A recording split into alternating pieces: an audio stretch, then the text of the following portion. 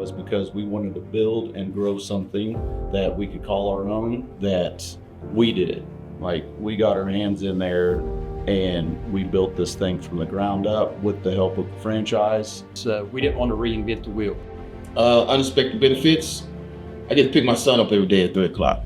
That's a benefit to me. The fact that customers are our best salespeople, to be honest. They're the ones that come to us and say, hey, my neighbor down the street is really interested in this. I love my floor. I share that with them, and they want to be a part of the Garage Kings experience as well.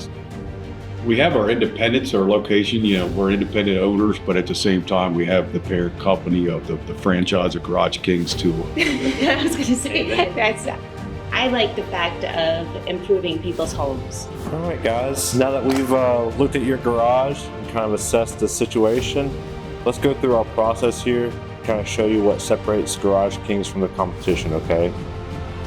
I love the Garage Kings is always looking to do things better, always looking to evolve, always looking to grow. This is like, I'm being trained by Garage Kings to be this next level business owner.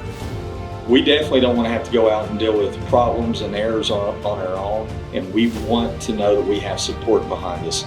Yeah, I think that the training that Garage Kings has provided enabled us to really get out there and do the jobs very rapidly. There's not a school for this, right? It was important that we certified every single installer that came through for us and worked for us. So what we decided to do was make the school, and that's what we did.